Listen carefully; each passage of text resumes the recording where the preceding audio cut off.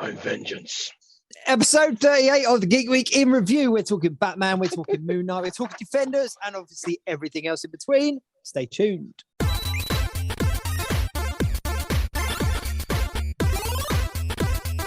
The Geek Week in review.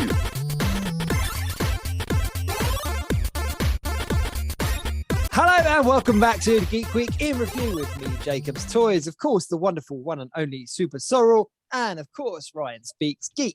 If you're watching on YouTube, then please do like, share, subscribe, all of those things. If you're listening on podcast, then please download, share, subscribe, all of those things. Do check us out on both Facebook and Instagram, the Geek Week in review. Check out the description of the video. And if you don't follow these gents already, then give them a follow. There we go. I think I covered everything. Unless you're going to say mean things, then don't follow us. Then Things, stay away. And then don't. But yeah, so there we go. So week 38. Man, see, I'm losing count. It's getting to that age now where you kind of forget your age. But yeah, 38 weeks. Yeah, it's a bit of a random one this week, but we have got quite a bit to talk about. Obviously, the biggest thing that's taken place this week was the official UK release of The Batman. And me and Ryan actually met up and went and saw it together. Went on a man date at 12 o'clock at night with a finish time of like 3:20, I think it was. I'm not gonna lie, it totally ruined me the next day. Like completely ruined me. Like my age showed up. Bear in mind, I actually think somehow anyway, my overtiredness overcharged me, and I think I had my most productive day at work I've had in ages. No, see, I was like, now I'm done. I'm finished. I got young children. I got 4 kids, obviously, and the youngest is a baby. So we were up at like 6 a.m. I mean, don't get me wrong, she sleeps through the night, so we are lucky. But I got to bed, I think it was about 4 o'clock, and then I was up at like 6, and then all of a sudden my body was like, wake up sounding like Batman. Yeah, you're getting old. I literally woke up, I am vengeance. But no, I was like, my wife was like, get up. I was like, swear to me. But no, it was, but we went to see it. So Sorrell hasn't seen it. Now, you were going to, weren't you? But let's be honest. I was going to, and then I came to the realization of I have like 3 days left to go. I've got to do a COVID test in 40 hours time and 10 grand holidays in the balance. I'm like, it's not worth it. I'd love to, but it's just not worth it right now. That's it. So I'm gonna see it whilst we're away in Florida. I think one of my late night cinema trips with my dad. And that's gonna be the plan. And that's totally understandable, but for anyone that hasn't picked up on the conversations the last few weeks, Sorrell is obviously heading over to Florida. So he's going over to Galaxy's Edge and all the rest of it. So we're going to have a couple of yeah, I think so. I think he's mentioned it. Kept that quiet. But for the next couple of weeks, while Sorrell is away, we're going to do our best to obviously have him on board. But at the very least, he's going to send us over some check-ins. We are going to. He's not going to go away completely. He's going to be here for the next 2 weeks, but be in Florida, or he's going to be here via some exclusive videos and merch and stuff like that. So there's lots going on. Worst case scenario, you've got me and Jake doing staring competitions over Zoom for like an hour. So, yeah. But we did go and see the Batman. And so we're going to talk about it. And this isn't a spoiler. It is spoiler free because we're not going to talk about any spoilers. But I think I need to kind of put it out there that it's not really a film you can like spoil. I don't think it's not like some of the Marvel films where it's kind of, Tobey Maguire and Andrew Garfield showed up. There wasn't anything in it that I thought. There was a couple of bits, don't get me wrong, but what I'm saying is that we can have quite an in-depth conversation about the film without giving anything away. I think it's the main discussion point is like the sort of the tone and the style and the departure from what we've had in the last sort of couple of Batmans. I think it's probably the thing, which is not like, which I think you could almost see already in the trailer. Like thematically, it did actually deliver on what sometimes you see a trailer and they sort of set it up to like it's going to be themed in one way, like the music. Because that music in the trailer, I was like, that music's awesome, but I bet that's going to be in the trailer and hardly ever used in the film. And it is the new main Batman thing, and good God, does it work. I've listened to it quite a few times already. It's incredible. The score alone on this film is, I mean, we must have said it to each other about 6 or 7 times throughout the hour per hour, just like this music, like this score, like it was fantastic, like absolutely fantastic, and just so well fitting. I mean, the way I've kind of explained it to people is that I see it very much as like a Sin City meets Saw meets kind of Batman, you know, because it was a detective story at heart. It really was a detective story at film heart. noir type one. And that's the kind of Sin City element, you know, the kind of voiceovers, the kind of angles, the kind of the gothic element of the shots and stuff. But it was literally like watching a comic book. It was an incredible piece of theatre. But somebody asked me, they said, "Is this your favorite superhero film?" And I was like, you know what? I don't actually class it as a superhero film, and that sounds really odd. But it to me, it's not the same as some of the superhero films. You know, like look at Spider-Man, for example. You know, where he's in lycra and spinning webs out of his hands and sticking to walls. Whereas a lot of the time, I kind of forgot that he was in costume. If that makes sense, it just felt like he was a really good PI, or like, you know, it was. Yeah, I know what you mean. Actually, like it wasn't. At no point is it about there being like like you expect to see Superman suddenly fall from the sky and smash onto the ground or something like that. You know, because he's Batman. He is just a man, effectively. You know, just rich and nuts. That's basically all it is. You know, and yeah, I agree. I kind of forgot that it is technically a super. I think in this day and age, you can have a comic book. I mean, Joker kind of proved you can have a comic book based film and it not be a superhero film. Like comic book is almost own genre, but I guess it's the same as having. It's just a adaptation, but it's not a big sort of. Yeah, I agree. It's not a big superhero film. There's like some great set pieces in it, but there's nothing that I would say like, you know, the final battle. You know, it's not so predictable. It's like it sets up this and then sets up that. It's actually and it keeps you on your toes. So even, I mean, I'm being very tactical about everything I say right now, but like you know, it's just a really enjoyable experience. Nothing happens quite the way you think it's going to happen. You are sort of trying to solve the mystery. You think you know you think it's all spelled out what the mystery is and everything like that, and all the stuff is. And then when you're watching it, you're like, oh, well, okay. And you think you work things out. You're like, you know, when you used to watch like crime programs, you know, everyone was watching CSI and going, oh, you know, he did it. It was Columbo. That guy. I'm thinking Columbo, Murder She Wrote. Like it was Batman like Murder She Wrote. Batman comes leather. in holding a batarang like that, going, "Oh, one more thing." It was the was Murder question She you Wrote said was with a after. But it was. I don't know about this. No, but it was a yeah. And I've got to say, for me, the real standout performance is Robert Patterson.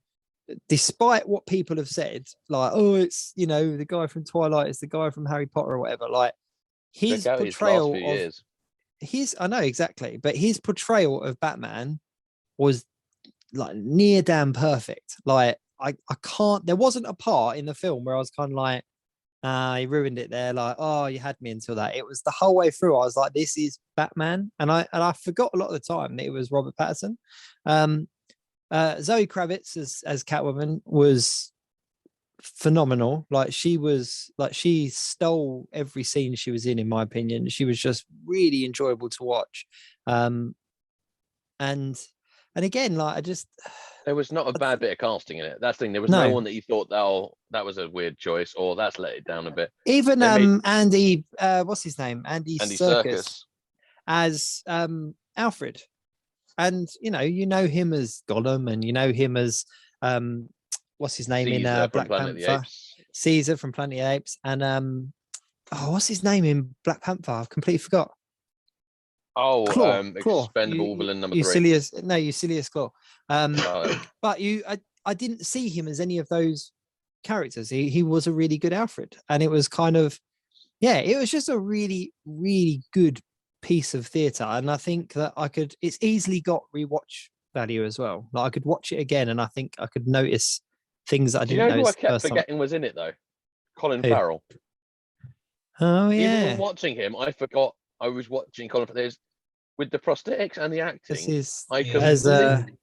He's in got some to the major point. prosthetics, isn't he? Yeah, but the the thing penguin, but the isn't he? acting is so good. It doesn't even remotely sound like him. You know, even when people wear prosthetics, you know, like when John C. Reilly did it for like Stan and Ollie, you could still tell it was John C. Reilly and like all that kind of Yeah. stuff. I genuinely forgot. So to the point where when I looked at IMDb at like 3:30 in the morning on the way upstairs, I was like, what if it was Colin Farrell? I was like, oh yeah, cool. I genuinely to the point where I was like, Yeah. where did I missed him? And then, Yeah. but interestingly, so I watched as I normally do, like Mark Kermode, who like I absolutely love Mark Kermode, and his film reviews. So I watched his thing with Simon Mayo about the film. It was always really interesting. Simon Mayo made a weird comment about the fact he didn't like the monologue bit, like the talk over. And I thought that's interesting, but I didn't think I realized actually how I didn't even pick up on it being different. But it is actually the first time they've really done a diary sort of monologue talk over, isn't it? I'm trying to think, but I was like, I need to talk. Oh, this I over love with that. you guys. I thought it was brilliant. That to me was the Sin City element. That was the It's way that like the Sin Watchmen, City like films. Rorschach saying, Yeah. And I think that funny what joke, everyone laughs. Yeah.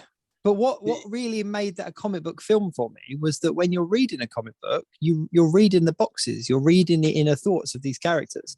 And they do it in every single comic book. Like every single character have these kind of inner thoughts. And it's very rarely translated onto screen. And in this, they did it perfectly. Did you get a Ross Check's Diary moment? He Oh, did. what? Oh, Did you? wow. So I love that. The thing in the Watchmen that always makes me laugh is that moment where it's like panning off the rooftops. You just like hearing the Ross Check's Diary, entry number 4. So you telling me we get the whole Batman, I am vengeance. I am going to go check out this thing. Yeah. I love it. That's amazing. It is. It totally and then he's broke like goes steam into for his me though. It totally broke shopping steam list. for me when he got his little like pink keepsake diary out and shut it and locked it with a key and put that ruined it for me. Stay out of my diary. Alfred, I've told you not to read my Lego- diary. Lego Batman has ruined Batman for me forever. I'm sorry, it really has. Because every time I picture Batman, I just hear the voice of what's he called, Annette. I just hear Will Arnett's voice in my head now. I don't want to do that. I don't want to do this. No. Speaking of voices of Batman, did you see who came out on the latest trailer, the Super Pets trailer? Keanu Reeves is the voice of Batman. As the Batman. Keanu Reeves is Batman. It cracked me up because a couple of the websites, like the big kind of news websites, kind of Keanu Reeves, new Batman, and the amount of comments on there, people are, oh, they've just done our pats, like they need to stick to it. And it's like, come on, actually read the article. Like he's doing the voice of Batman in a cartoon film about super pets. Like let's not get ahead of ourselves. But no, it is a really, really, really good film. That's the bottom line. And I think that there's a big debate at the moment, and I'll be curious to know your opinion on this, Ryan, but there's a big debate online because The Dark Knight was always classed as the best Batman film out of the lot, which when you look at his competition, it wasn't that hard that it was going to stand out above the other Batman films. And there's two camps. There's the camps that are saying that this is better than Dark Knight, and there are the camps that are saying this is the best one after The Dark Knight. Where would you sit, Ryan? Now I have an interesting thought on this. Because I've already told Sorrel what I thought, but so it's interesting that people are making these comparisons about the different Batman films because they're all so different. And like I struggle with this a bit when people say like, because that's the first thing people have been asking me when they saw that I'd seen it at midnight. People message go, Dark Knight, is it Dark Knight, blah blah blah, or is it like this, or compare it to other Batmans. But I guess it's a bit like watching the Olympics, really. You can't really compare, like it might all be running, but like you don't train, everything is different with every kind of race there is. Yes, they're all running, but everything's different. And it's the same with Batman films. Like you're saying one is better than the other, it depends what kind of mood I'm in, because like if I want to watch something stupid and campy, I'll watch the Adam West one. If I want to be lost in a bit of a dark but kind of gothic Tim Burton Wonderland, I'll watch the Tim Burton ones. If I want to have a bit of neon mentalness that I know is both cheesy, the cross between Tim Burton and Adam West, then I'll watch, Batman and Robin and Batman Forever, and then if I want super serious, I'll watch like, Dark Knight. they're all so different, and I think comparing them is where we always go wrong on these things, because people won't see it because they go, oh, it's not like Dark Knight, but we don't need to see another Dark Knight. We need to see something different. Affleck was different. In those films, Ben Affleck's Batman was the sort of Dark Knight Returns kind of comic, the older, gruffer, stockier, sort of fed up with life and a bit bitter about things kind of Batman. And this one we've actually focused on the detective thing, so you can't compare it to Christian Bale's Batman, because Christian Bale's one wasn't a detective. His was an origin story that lasted 3 films, and it was all about I just think they're so different. And I totally agree. Totally agree with that. That's a really good point. I still think that this was better than the Dark Knight after all that. Only reason being is that the Dark Knight I absolutely loved, but for me, the thing that always made Batman kind of unbelievable was the kind of stupidly high, like the Batmobile in the Dark Knight trilogy, the Bat Cycle, like all these really high tech gadgets and stuff. And I just kind of wanted to see it realistic. for me, Batman is somebody that brave in the bold car type thing, rather than if I had that kind of money, I could do it, kind of thing. And that's very much how this felt. It felt like, he had enough money that he could soup up a car and he could kind of make this suit and stuff, but it wasn't so unrealistically out there that it was kind of like, well, how did he make that? How did he get that, kind of thing? And that's why it so far removed from reality. No, that was the better way of saying what I was trying to say. Thank you. But no, it was. But I completely agree with that point. I hadn't thought about it like that. But yeah, they are all different. But it's just an incredible film. It really is an incredible film, and I think it's a real win for DC. And hopefully, it's going to kind of give people a bit of faith in regards to DC films. That sounds intriguing for me, because I was never a massive fan of Dark. Well, I like Dark Knight, but it's not my favorite movie of all time. I weren't a massive fan of Christian Bale's Batman series, to be honest, but I liked the fact that it was grounded in a reality. So the fact that we're saying this one's even more grounded than that, I like the idea. I like the idea that the Batman is just a dude in a suit, and he can get hurt and he can fall down like everyone else, and he has to get up again. That to me is Batman. He's that character that always gets up, never says no. I don't need him to be super powered up and stuff. I just want to see a dude in a suit kicking ass. So by the sound of it, that's what this is. This is the most real world Batman we've ever had. But I'm not just saying about Batman. I'm talking about it's the most real world Batman film, as in the stuff to do with Catwoman, the sort of the storyline, the stuff about corruption, they talk about in the trailer, all that kind of stuff, all the things in it. You kind of just kind of go, and then when you talk about the corruption, things being hidden and stuff like that, you sort of look at it and you look at people with the Russia situation, you kind of go about the corruption and all the stuff that you hear about that was, involved there, and you just realize what a dark place the world is, and that just really highlights the sort of the dark realities, and it does obviously, not exaggerate, sort of exaggerate them, but again, it's one of those things where it is it's not a dystopian future where it's like the moon's got a space station in it like Moonfall. It's actually more like it's the dark parts of the world, but accelerated. So it's kind of scary in that sense. Also, the main thing I have to say, I never, ever, ever thought I would find the Riddler scary. No, out of all the villains, save the Condiment King, maybe. I think this was the least likely to be one I've ever considered to be sort of scary or terrifying. Yeah, completely agree. I've never seen a take on the Riddler like this, and I am very, very glad that they did this direction. Apparently, this film, obviously I haven't seen it yet, but apparently this film is based on the Zodiac Killer, supposedly. So there's a lot of real world kind of influences to that character. And really see that, actually. That's the Saw element that I was talking about. Is that it's the Riddler.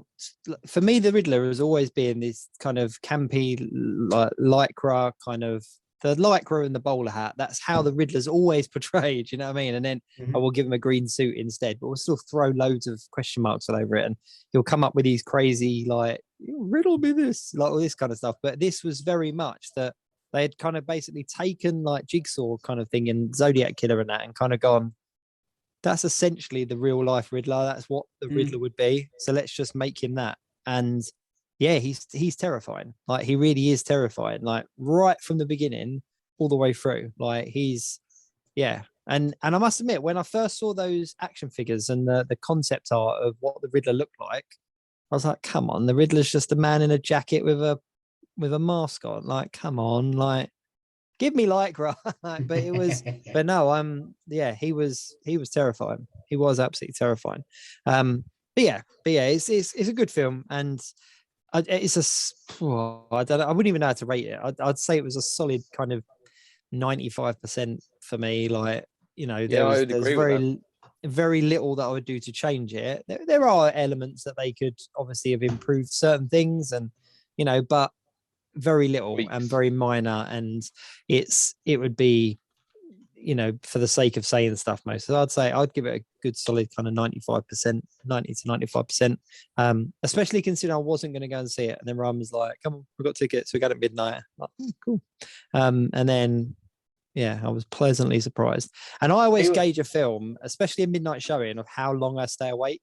And I actually managed to stay awake throughout this entire thing. There was a time when I was kind of hazy. At the very end, there was some sort of, I could just see the corner of my eye, some Jake slow movements. I was like this,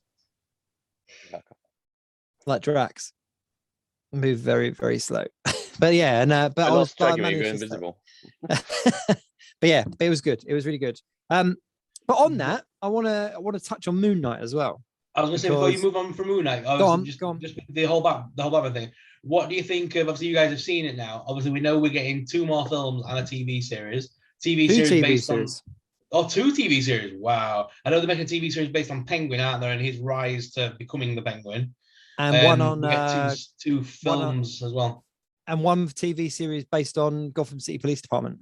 Ooh, interesting. Yeah, up for that. I didn't know any of that, so I'm really happy about that. They're building a universe, aren't they, with this thing? This is the start of like the Batman universe, and this could really work. It could really work. Oh, I didn't want to mention that because I didn't know if you'd known that because of spoilers and stuff. But nothing in the film kind of leads on to that. Like there is a post-credit. It could be a one and done. It could really. It could be a one and done. It really could, and even 2 seconds. It's all right. It's gonna go on mute. That's fine. He's gonna go and put on his full Batman outfit and come back as no, but it really could be a one and done, like Ryan said. But there's nothing that kind of cliffhangers, like there's no cliffhangers or anything like that. Because the thing was that they've said that this is completely separate from the DCEU. It's not going to tie in any way, shape, or form. This is its own thing and its own universe, and they're just going with it, which I kind of like. I think that's genius. I really do. I think it's brilliant. I think one of the real selling points for me as well was that it didn't tie into anything else. Yeah. Like there was no mention, not even a mention or a hint at Superman or Aquaman or the Justice League or anything like that. It was just, you were just submerged in this. Batman to me has enough mythology, enough characters and things going on for it to make its own series. Anyway, it doesn't really need all the other heroes for me. But Batman has enough to keep it going on its own, really. Yeah. Oh, completely. And I think if they create like a Bat universe, that would be brilliant. I think that would be incredible. But yeah, I read that there's going to be a Gotham City Police Department series, which would be really good because, you know, when it comes to a police department, you've got all the. I genuinely thought he had a Riddler costume on there for a second. Oh no, it's my Red Dwarf t-shirt. Smoke me a kipper. I'll be back for breakfast. I genuinely thought you had gone and changed into a costume. But no, the Gotham City Police Department would be a great one. And I know they had Gotham, the TV show, but that was very much about all the characters as well. And I think if they just made this a gritty, corrupt cop kind of TV show, and almost didn't feature Batman or anyone like that, it was just about the characters. The police department versus Falcone and the mafia undertones. Yeah. That would be really so good. The Penguin TV show would work because again, that's just going to be like a crime. You know, it's going to be like a crime series. The films, they haven't mentioned what they're going to be, have they?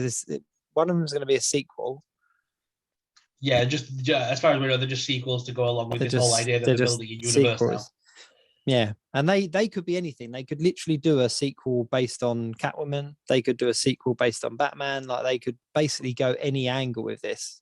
I suppose like you do, you know, like Sony are doing the Sony verse or Spider Verse or whatever they're calling it, there's no reason why DC could do some crossover stuff with other Batman and whatever, and just have this as their Batman thing. They just do all the stuff in this Batman universe. Yeah. Just keep it separate from other stuff. I mean, why not? Like I said, you got the Spider Verse, Yeah, it was all that kind of stuff. Yeah. So yeah, but no, like I was saying, Moon Knight. What I find interesting about Moon Knight is obviously Marvel's offering for March. That's coming to Disney Plus this month as well, and we had the Batman come out in March as well. And it was only literally today that I was like, oh, that's an odd coincidence. It's either a really odd coincidence or it's cleverly planned. But obviously, Moon Knight and Batman are their counterparts for each other in Marvel and DC. So when you actually think of they're the two big offerings from either side of the comic book coin, that's really quite interesting. Moon Knight is essentially it's odd because obviously there's a lot of comparisons that are drawn. Moon Knight's kind of history isn't the same as Batman's. Like Moon Knight got his powers from like the Egyptian god of the moon. I can't remember the pronunciation of the name. I never say it right anyway, so I'm not going to offend anyone by trying to say it. But it's the Egyptian moon god basically, and he becomes like the moon's knight. That's where the name comes from. Yeah. And he basically protects the innocent and goes out, and he's got a big cape and he hides in the shadows. And originally in the comic books and stuff, on the lunar cycle, he had like enhanced strength, enhanced speed, all that kind of stuff because he became a superhero. But then he became a lot more grounded. So he just became a really good detective with martial art and hand-to-hand combat skills. And he also used technology and stuff to build stuff. So basically just became like a white costume version of Batman. I learned my ninja skills from Baz R. Rule, who is completely different legally from Ra's al my on-off romance with Ratwoman.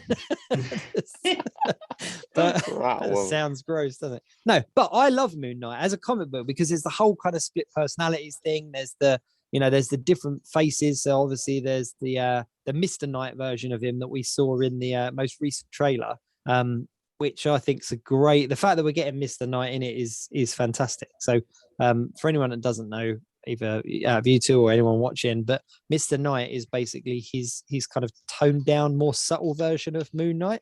So, where he needs to kind of be on the ground and talking to people, he's in a suit with a mask as opposed to in a big cape and a hood. And like, it's almost like if you imagine Batman in a tux with the cowl, like Lego Batman, like that's Mr. Knight. So the fact that he's going to be in it is really cool. But what makes me really excited is that he has a really rich history in the comic books with the Avengers, with like West Coast Avengers, with the Defenders, which is quite interesting, with Marvel Knights, like comic book Marvel Knights. And obviously, for anyone that's familiar, Marvel Knights covers things like Daredevil, Blade, obviously Moon Knight, those kind of things. The Defenders are your Luke Cage, your Iron Fist, your Jessica Jones, your Daredevil. Well, potentially Iron Fist, depends on the Disney trailer. Well, that's the thing as well, isn't it? Because Defenders have now officially kind of made the jump. And I think this is a lot more exciting than a lot of people are giving it credit for. So Defenders have come off of Netflix. So Daredevil, Jessica Jones, Iron Fist, and Luke Cage and Punisher have all come off of Netflix. And literally before you could even breathe, Disney have dropped their trailer saying that it's coming this month. But what was interesting is that the trailer doesn't showcase Iron Fist. It just showcases Daredevil, Jessica Jones, and Luke Cage. The Defenders and that guy. The Defenders without the one everyone hated. But I think what's really interesting is that like when Daredevil, like that kind of Netflix, Jar Jar of Marvel. He really is, isn't he? But everyone's going to love him. I guarantee you. You wait, just wait. Everyone will love him. But when all that kind of Netflix verse kind of stuff came out, everyone was like proper hyped, weren't they? When Punisher came out and Daredevil and then obviously the others.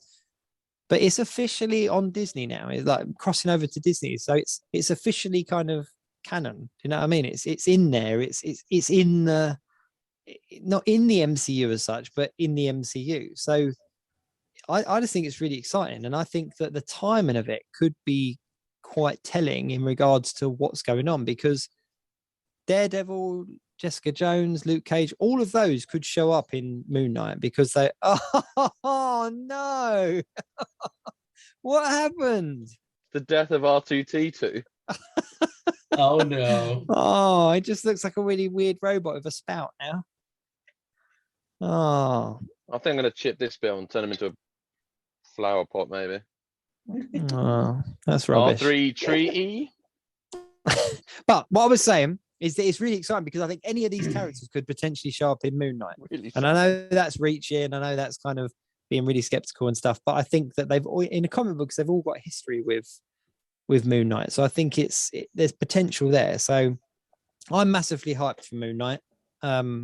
It's a comic book I loved. It's, I love my action figures of Moon Knight. I love my comic books of Moon Knight, and I'm really, really, really excited. So bring on Moon Knight. I know zero about Moon Knight, but I am looking forward to it. But like I said, he's that's literally my bit. he's literally like Batman that's been given powers by an Egyptian god. That's the best summary of it. So that I can give you in that amount of time. Magic, got it. With the fact that obviously we've now got Shang-Chi in the MCU, are they playing down Iron Fist so that they don't include him, because Shang-Chi will be that role going forward? Shang-Chi is the Kung Fu guy. They don't want two people in that role. Well, but one of these is cultural appropriation, but do not do it. No, but the thing is that Iron Fist was what he was. Do you know what I mean? He's not. Yeah. And Shang-Chi, like, they both got there's crossovers all the way through it. But with the fact that Iron Fist was so badly received, I think that's more to do even with the cast, even the crew and cast spoke out about how bad the program was. Yeah. So is it a case of we'll just play down Iron Fist? We'll get the good stuff that did come out of Netflix, like your Daredevils, your Jessica Jones, the fan favorites, pull them out of there, D'Onofrio and that, and then we can add Moon Knight, add a bit of Shang-Chi, and we've got this new Defenders program that could very easily take over as like the next big thing for the streets of Marvel sort of heroes. Yeah, I mean, I would be disappointed if they included like Shang-Chi over Iron Fist. I love Iron Fist as a cartoon, as a comic book character, and it wasn't brilliant. It wasn't brilliant at all, but I still loved it. I still really enjoyed it, because I was like, it's Iron Fist, and it introduced us to too many characters and too much for them to just kind of erase it, if that makes sense. If they're bringing everything else over, they've surely got to bring that over as well. I think they could quite easily rewrite it or kind of reshape it, and maybe I don't know. I think it's definitely coming over. It would be like, yeah, it would be there, but it would be like, the Suicide Squad films where, it's the new Suicide Squad film is amazing, and the other one, it's there. It did sort of happen.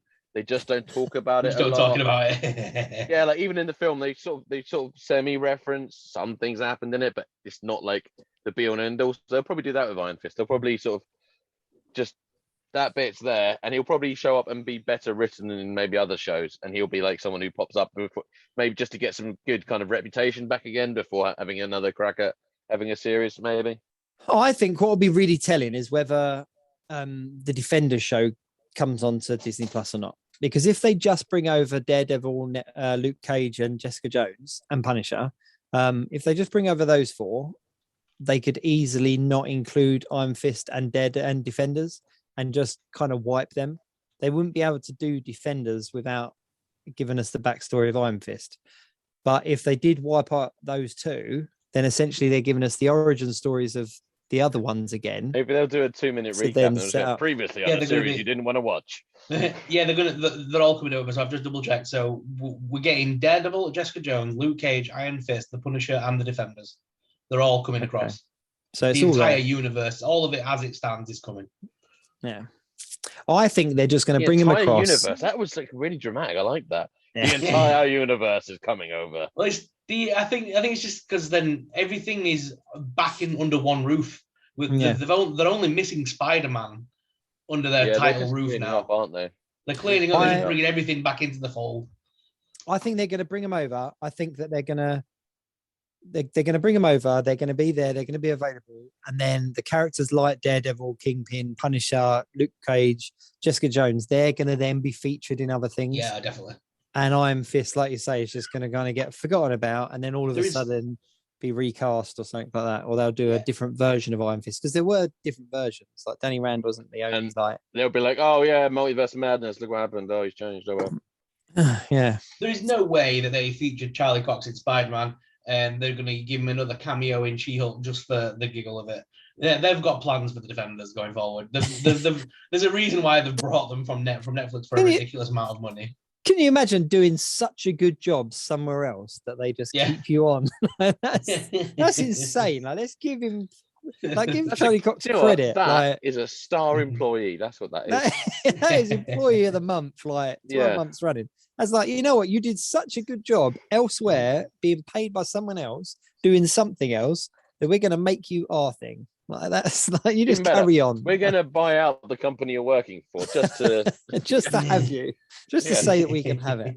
I'll tell you what, actually, that'd be cool. I would like to do that stuff. That'd be cool. Talk about other universes. On Disney Plus, X-Men First Class landed there the other day, and that's not been on there for a while. And I was rewatching that. It's just an amazing film. Absolutely love First Class.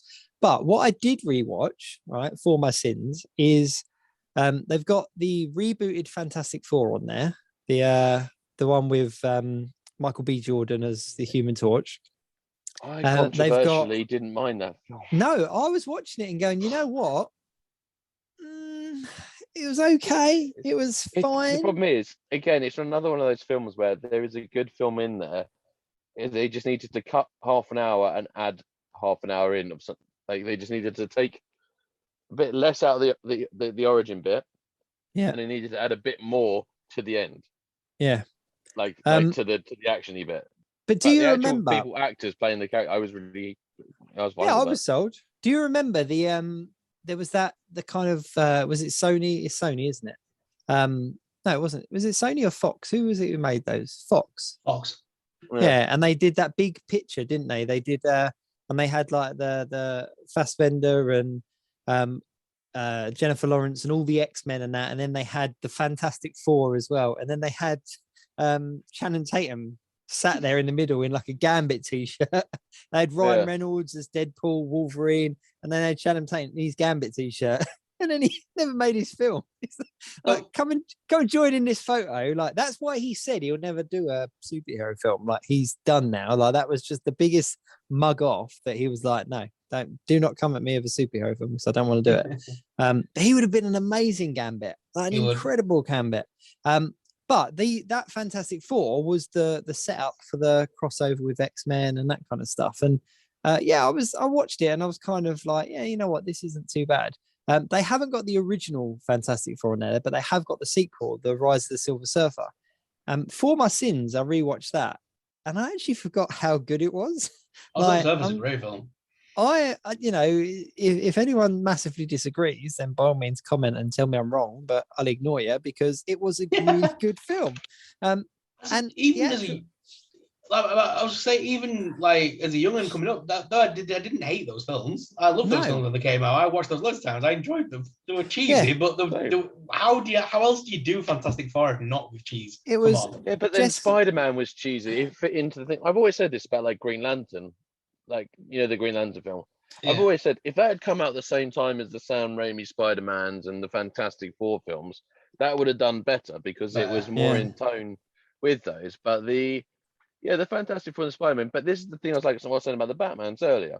You can't judge things by the time, like now, because you got to look at it. It was what people wanted at the time. That was what they wanted comic book heroes to be. It wasn't about making them realistic with that. It was actually making them like bright, colourful. Wow, pow, pow, pow. This is happening. Like they basically wanted pow, zap, wham. And that's what those films are. But you say that, right? But the Chris Evans, Johnny Storm, and Lawrence Fishburne's Silver Surfer would work in the films now. Like, if they popped up in the other one, maybe Jessica Alba's Invisible Woman as well. Mr. Fantastic and the Thing a little bit. They're a bit campy. They're a bit, but but they're a bit dated. Whereas the others, I think, what's his name? I think he was good casting. Oh, he was very good. But what I'm saying is, it was played very kind of like there was all the jokes and the whole dance scene and everything like that. But the other characters, I was watching them and I was thinking, like, you know what? If they popped Spider-Man up in 3. Yeah, okay, fair enough. I love that. But I quit. but the Silver Surfer, for example, if he showed up in Endgame exactly like he did in that film, I wouldn't have hated it, because okay, the CGI is a bit dated now, but I was actually like, you know what, this is a really good representation of Silver Surfer. There's nothing wrong here. Trying to remember who played the actual body for him, because the body is played by someone else. It's a Darth Vader situation where someone's playing the body and Lawrence Fishburne does the voice. Yeah, I can't remember who it is now. I don't know. I can't think of how many actors are big and would Silver. like to see Silver Surfer revisited in something. Oh, he'll be back. The reason he'll be back is that they did the one thing that film did mess up was Galactus. Let's be honest. Like, they turned Galactus from from what he is into a big cloud. But there were a couple of clever moments, like when he's moving over a moon and that the shadow looks like his head and stuff that I hadn't noticed the first time round. And I was like, oh, okay, I don't know if it was either intentional or whatever. But yeah, as a film, I was like, you know what, I don't hate it. I've watched it. I've enjoyed it. Don't hate it. I need some new content on Disney Plus though, because I actually think I've gone back and watched pretty much everything. I'm on Legion now, and I've never watched Legion before, and I'm kind of through the first season of it. And then after that, I think I've watched everything there is comic book wise, Marvel wise on the platform. Have you seen Gifted? Yeah. I loved Gifted. I like Gifted. That was really good. Yeah, I really enjoyed Gifted. That shouldn't have finished when it did. No, it was just because of the downfall of the whole Fox thing, that it was just a casualty of war. But I would love that. Same as what they've done with the Defenders. If they were to bring that back with that cast, I'd be all for that. They were perfect castings. Yeah. Even down to the Emma Frost sisters in it. I loved them in it as well. The Cuckoos. Oh, she was Cuckoo sisters. Yeah. Yeah. There's so many. There are some real gems, and I think if they've done it with Charlie Cox, there's real potential that they're going to do it with certain other people as well, which would be really cool. The girl that played Blink obviously was amazing, I really liked the girl that played Polaris as well. Thought she was perfect Polaris. Yeah, she was great. Yeah, can you imagine her next to Wanda? Yeah, exactly. Yeah, I mean, because that's the thing. I mean, Disney's just buying them all out as well. I mean, for all we know, I mean, next thing you know, this show will be getting bought out by Disney, and we won't even know when it's happening. It just happens. Disney just buy everything. If you had, I wish you had more, and you just kind of added to it as you went along. Just by the end of it, I was going through my loft the other week, and this was like a giveaway in McDonald's, God knows how many years ago. And oh my God, he's like the Disneyland Paris one from like years ago. Oh my God. What I'm more surprised about, that my hand is basically as big as this glove now. I may have to have this on now for the rest of my life, because I don't know if I'll get it back off. But, welcome to the Geek Week in Review. Brilliant. Hi, guys. That's brilliant. Hi, that is brilliant. I've got time in my house. No, that is brilliant. But yeah, I don't know. I just think there's a lot of potential. And the fact that so much stuff is coming under that kind of House of the Mouse is really exciting. And I think that if we do see some people reprising certain roles, I wouldn't even complain. Speaking of which, Doctor Strange Multiverse of Madness, there's something like 35 rumored and confirmed characters now. Do you know that? Wow. Yeah, it's ridiculous. Funko Pops have given away a load. Like, they've given away a few little spoilers. So there's another version of Doctor Strange that we haven't seen yet. That we've only seen. We saw him as a statue. Sorrel is googling now. I'm going. But there's a statue of Supreme Strange, and he's in kind of light blue robes, very clean shaven. And we haven't seen him in the trailer yet, but we have seen the statue. But then Funko Pop have put out a pop of him, so I'm assuming he's going to show up. Please stop ruining films. Oh, I know. They do. But then there's so many rumors. There's rumors now that we're going to see Deadpool, that we're going to see Wolverine, that we're going to see Tobey Maguire. Like, it's literally a case of anyone that's done anything. Chris Evans is fantastic. Human Torch. Like, anyone that's done anything is supposedly going to turn up in this film. Because if they could, this is the film that they could do it. Let's be perfectly honest. Like, a film that explores the multiverse. And I think I can't remember which one of you two was it said it, that the kind of the flash over and you see them doing something, like they wouldn't have to be a big part of the film. They could just you could literally even just use old footage. You wouldn't even have to do new footage. You could just use, you know, a glass shatters, and then in all of it you can see all the clips from older films, and you know, that would do. Talking of glass shattering, Emma Frost in First Class. I would like to see her come back. Yeah. That was a brilliant portrayal. I forget the actor's name, but she was a fantastic portrayal of Emma Frost. You know what was not fantastic? The way they made such a big deal out of a character called Darwin, make a load of things, make me care about him, and then also completely mug off his power within 5 minutes. Yeah. Darwin, he's got Darwin because he can adapt to anything, and then he can't adapt to something and dies. Yeah. Like, he's actually why? He's actually a character in comic books, and he looks like an alien. And they've actually just released a figure of him, you know, in that crazy X-Men wave that's coming out later in the year with the Wolverine and the heat claws. I just meant, like, I just thought it was a bit of a waste. I quite liked his character. I was looking forward to seeing what he would be like in a battle situation, and they mug him off and kill him at a party. You're like, oh.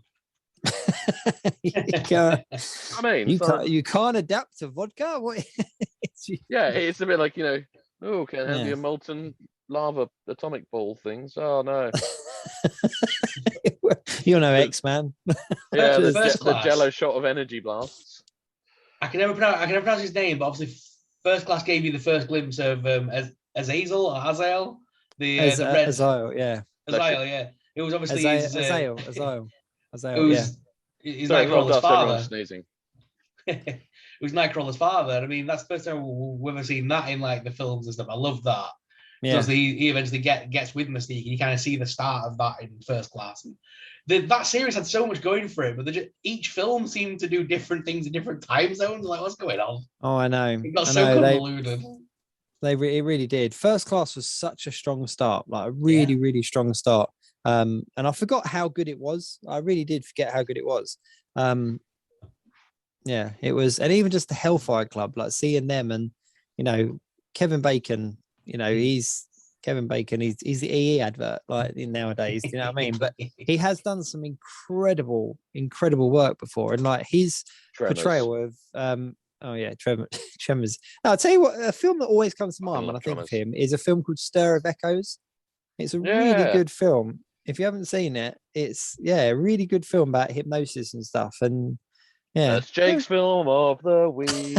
Jake's film of the week. Stir of Echoes. Just going back to Bacon. You go back to like the multiverse of madness, and the whole thing is this would be the perfect time for them to introduce like all like the your Defenders and your First Class and all like whatever like from the X-Men TV series. If they want to pull any over, now's the time to do it. Oh yeah, and obviously we're just getting Defenders onto Disney Plus. Multiverse of Madness around the corner. Well, who's to say that they're not already in it? They've been secretly filming stuff. And Disney like, right, we'll pull that in, get that under the house, then we've got everything under one roof, and we could already be in things going forward, or rumored to be in things. You know what I mean? It's still very exciting. Yeah, still very exciting. It's a great time to be a comic book fan right now. Yeah, no, definitely. So speaking of Mouse of the House, let's talk about your trip. Galaxy's Edge. Let's talk about where you're going. What you got planned? We're very excited. So I'll be going on Wednesday morning and be going to Orlando for 11 nights. Very excited. Galaxy's Edge, obviously. Can't wait to do that. My first time there. I've already booked the build a lightsaber and build a droid. Are you dressing up? Yeah, of course I am. Yeah. Are we going Sith or Jedi or just? You can't. As an adult, I'm afraid you can't go full costume. But you can hint at. You can do a thing called Disney bounding, I believe is the word they call it. So you can't dress up as Han Solo, but you can kind of wear like a ruffled white shirt and a black, that waistcoaty thing. Why And, can't you and go full hint that cosplay? you're, because you can't, because it's obviously Disney, isn't it? They don't want you to pretend to be the characters or to be confused as a cast member. There's some really funny right. videos of people in fancy dress being ejected from Disney, Yeah. and all the cast, but like all the team members around there going, these are not our characters. These are not our princesses, or these are not our, I mean, sod What trying to if get you're in there in a off and Chewbacca just like to outfit. be a Harrison Ford lookalike, and you just go in a shirt and jeans, and someone's like, you can't be in there. Like, I'm just trying to see the ride, no, get out. It's like, pay $3,000 for this. What are you doing? Just that'd be awful. That would suck. So you're not going to dress up, but you're going to hint. Yeah. It's kind of like, it's called Disney bounding, I believe, is the wording. So you're going to wear a dressing gown rather than a Jedi robe. No, it's like my wife's really into it. So like, if you want it to be Snow White, it's like a yellow and red sort of sundress with like hints of blue and white, and you know what I mean? Like you sort of like hints at the colours of the character. Like if you want to be Gaston, it'd be a red t-shirt with like brown sort of like trousery things going on. You sort of like hint at the character. Oh, I like it. Yeah, so it's kind of like that kind of stuff. I've got a bunch of new t-shirts that Zavi sent me because I'm love Zavi and that. They sent me a bunch of t-shirts that I can wear while I'm out there. Sorry, can we just point out that was the most lazy plug I've ever seen. Zavi said, I love Zavi and all that. I was moving on. Zavi, if you're watching this, I would say much nicer things. What was that? I'm doing daily posts while I'm out there for him. But yeah, they basically was very kind enough to fund my wardrobe for the trip, shall we say. So that's awesome. I've got all brand new t-shirts and stuff to wear.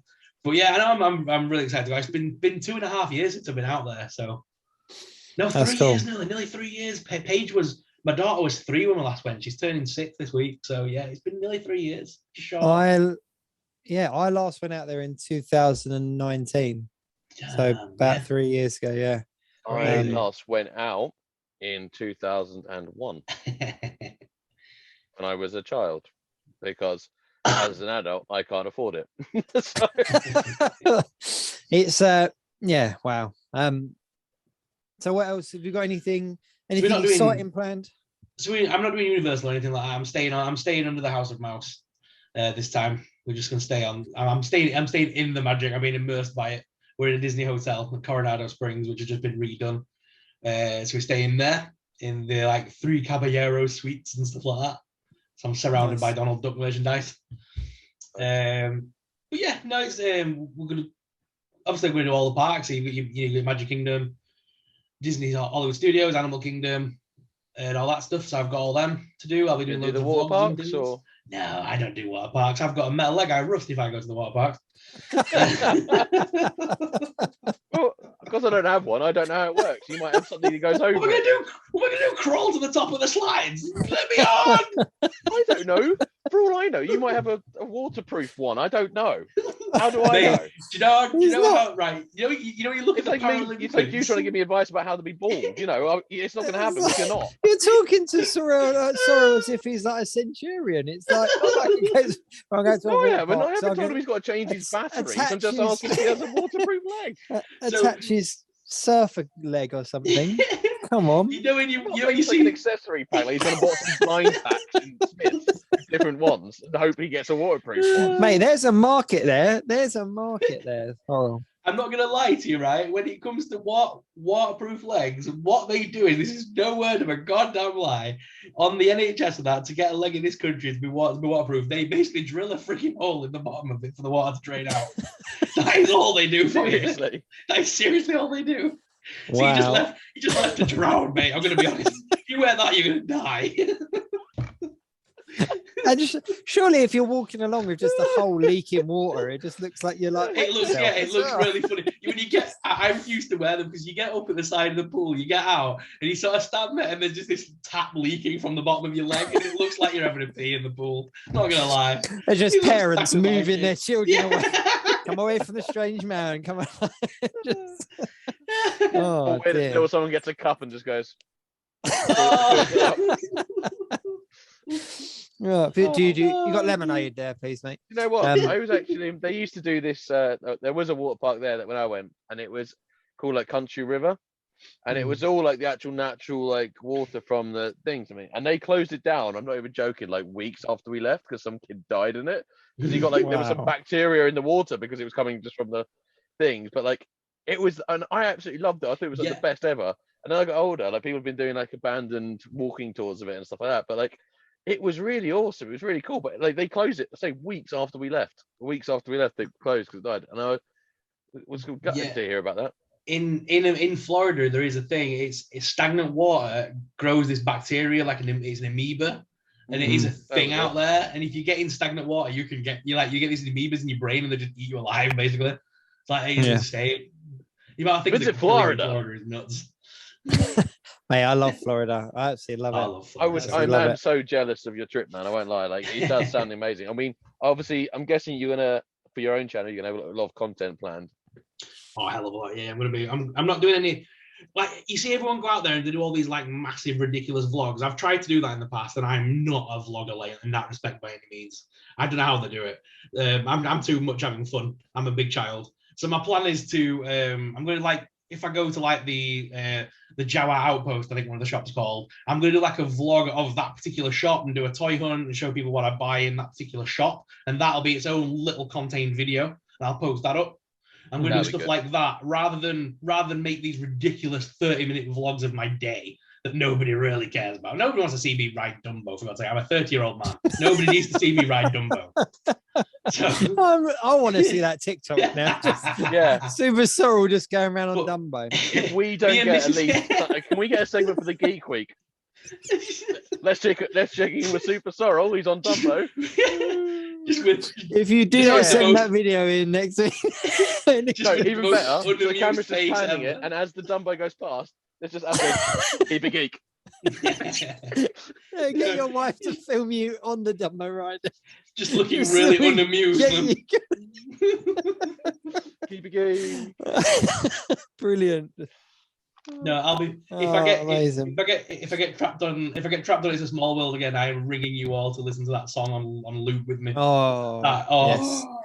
I'm really looking forward to catching your videos and stuff though. Like, for two reasons. One, obviously, I miss because I haven't been out there myself for a few years now. It's like I'm getting the withdrawal symptoms. But also I'll be really excited to see all the new stuff that you're going to get to see, because last time I was out there, I literally flew home the day before Galaxy's Edge opened. Like I was so disappointed. Because we kind of booked a holiday, we got out there, and then I kind of worked it out differently in my head that it was open. And I thought, oh, my birthday was the same week. And I was like, oh, we're clearly going to go there for my birthday. And then when I got there, I looked at the dates and I was like, son of a, but it was like, so I'm really excited. And like, you're right. There are a lot of people out there that do vlogs and stuff like that. But I think it is, I don't know, there's an authentic element that some of the videos are missing, you know, and I know that your stuff will be very authentic, and so it's I'm really excited to see it. So obviously I'll be doing a ridiculous amount of reels and TikToks. Me and Miss have both said TikTok is going to get some abuse while we're out there, because that is just in your hand, 10 seconds of footage at a time, post online. I'll be using this for on. Yeah, but so the two things that I'm really excited about is I'm doing my lightsaber build.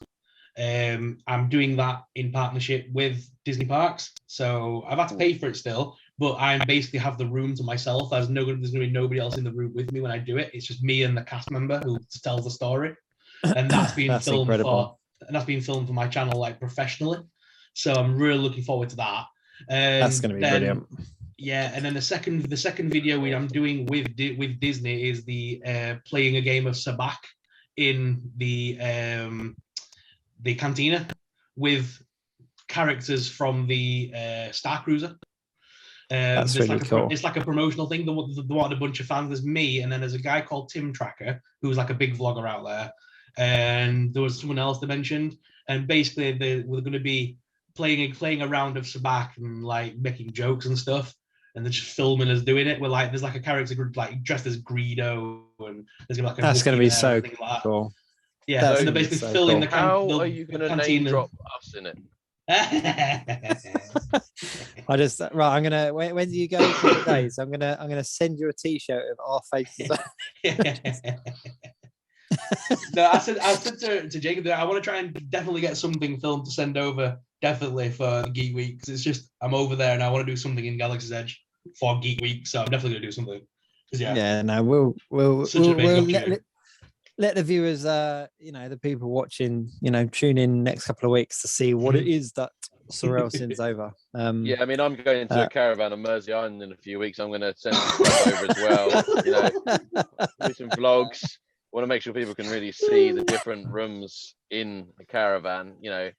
Really get an immersive experience. Playing some Connect 4 with. Yeah. When I do the booking, it's nice. I've got the whole desk to myself, and they're going to run me through the whole process of checking in. And I'll get that from my channel.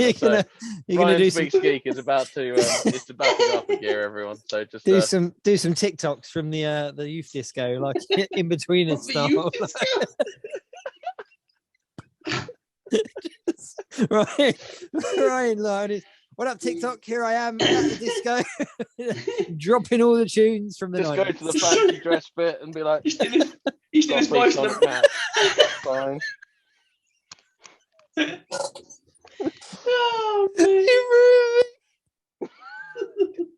Oh, man. Youth disco. Sorry, the youth disco bit got me. We're I love this show. We're so professional at all times. I really can't get this bloody thing off. I've just tried to transform Optimus Prime. Do you know how hard it is to do a transformer in a Mickey Mouse hand? I mean, I did it, but like, Oh mate, I just imagine you getting thrown out. You can't get the costume off. Oh, it's just. Anyone listening on podcast, we've broken Jacob's toys. He'll be back soon. I'm actually crying. I'm crying. Have you tried to do a system restart? Image of you just at the youth disco with that. And then getting thrown out. I can't get the hat off. Dressed as Sonic, just when I worked a game, just had that. Oh, that's amazing. Mario versus. I've got this far. I've got it up to the base of my hand, and that's about. I don't know whose TikToks I'm looking forward to the most now. Sorrell's don't have official, that in Disney, do they? Sorrell's official Disney Park lightsaber build.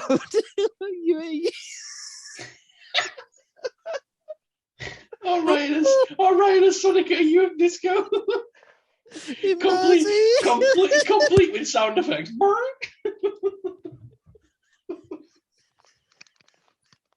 it on again. Oh, what the? Oh, you've broken me.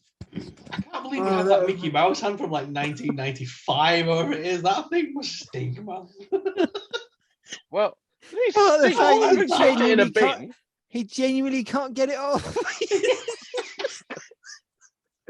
It seemed like such a good idea. I haven't actually tried it on since I got the loft, and I thought, that would be funny. I'm now regretting my choices because I've got a meeting at work tomorrow over Zoom. Can you imagine that? I'm sitting there with my clients and being like, it's very important today. Look, pay attention, right? Just offer them a high five as they walk in. For anyone who's listening and not watching, like Ryan's like just subtly carrying on as if he's intending to leave his hand on, but he's genuinely got his hand stuck. Yeah, I can't get it out. In Mickey Mouse glove. Oh, jeez. So you know what? In other geek news this week, did you know? We got to change. You got to change subject. I can't even breathe. So the other thing that happened this week in geek news is that you heard about the new series of Futurama coming. Just keep your hand out of shock because I can't see you. I can't keep it left field.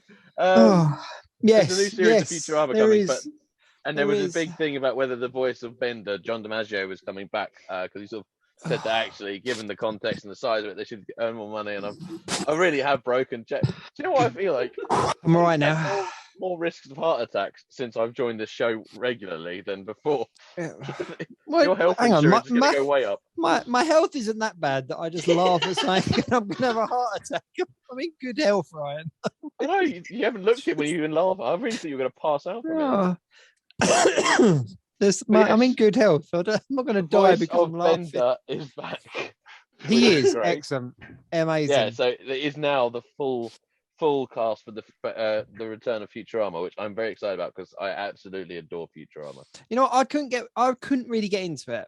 It's one of them ones that I can watch because I kind of know who the characters are and I know the rough story guides. So, same as Rick and Morty, like I can watch an episode here and there and stuff, but I never got into them enough. Like I don't know. Maybe I need to go back and revisit it, but yeah, no, I'm excited about a new series of Futurama though. I think that could be really cool. Figure wise, there's not really been much figure news though this week, has there? So we had the new Marvel drops, didn't they? Which ones were they? New Marvel drops. The 3¾ inch dropped on like Pulse. Oh, Marvel Retro, yes. yeah, the pre-order came went out live, and they were like saying that the pre-order is going to be basically like a week or two because they'll be going out pretty much then, and that's that's due out. Like some people I think have already got them. It's one of those pre-order things where some people seem to have got them early, some people still seem. Some people have actually got the retro Mandalorian season 2 figures already. Like Nerdbase UK got but only half of the wave, weirdly. But they've already got some in stock, and it's not even due out yet. You know, I didn't pre-order it. I'm new into the 3¾ inch line of Marvel Legends figures, and there's only 2 that I need to complete the entire back catalogue. And these came out. And... Black Panther. But I have got Black Panther in the 2-pack, so I was kind of like, but I will get him. But when these came out, I want. What? Got my hand out. Yeah, I wonder what happened there. Sorry, I got my hand out and I whacked the. You can hear this voice go, "Put the hand back on right." No, you're just gonna see the hand crawl up his shoulder, like what's it from Addams Family? But no, I want every single one of the sound effects as well, right? Right, I do want all of them. I want all 5 of them, even though I've got Wolverine and I've got Phoenix already, but I want the Dark Phoenix and I want the brown and whatnot Wolverine. But when I saw them and the pre-order was only like a week long, I was like, you know what, I'm not pre-ordering them.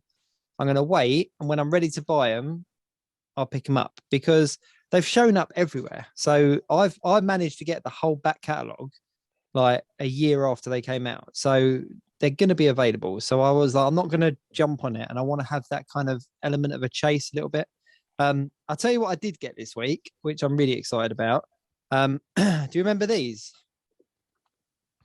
Oh God, yeah. The big ones, the big 12-inch. So Marvel Legends did a 12-inch figure line, and they only did about half a dozen. Need of another them. scale. It's yeah. See, but I passed on them every single time I saw them. I passed on them, and I saw them discounted down. I saw like a handful of them when I was out in America for about $40. They showed up in places like Ross's for like $5. Like they had them over here for like, they came out about 50 quid originally, I think. And then they dropped right down to like a tenner in some places. And I always just kind of was like, I've not got anywhere to display them, but now I have. So I managed to get this one. I got this one off someone on one of the groups because there's a bit of scub on his neck. So he sent it over to me, but I'm really impressed with it. Like, and I'm kind of like, now I want the rest of them. So I'm on the hunt for the rest. So if anyone knows where to pick these up or has any of them laying around, give me a shout because let's talk. But they only did a few. What? I've got the Iron Man one. What? We'll talk. But they did... I only collect Marvel Legends scale. There is nothing else I collect. I'm never going to collect 3. And then he got 3¾ inch, and I was like, "Oh, I've started collecting these 12-inch." 12-inch, 3¾ inch. No, they do I a only 7.5-inch collection. They're gonna get. I only collect Marvel Legends. Doesn't matter what size they are. But no, I don't know. Like they didn't do a huge amount. They did Iron Man. They did Captain America, they did Hulk, they did Wolverine, they did about 3 Deadpool variations. Mm-hmm. They did a Black Panther based on the Black Panther in the movie. Yeah. Thor. Thor as well. And I think that's it. Spider-Man? Did they not do Spider-Man? Yes, they did Spider-Man, and they did a symbiote Spider-Man, and they cool. did a Daredevil. Oh, wow, they did Daredevil. Yeah. And I think that's it. I think that was it. They didn't do many. No.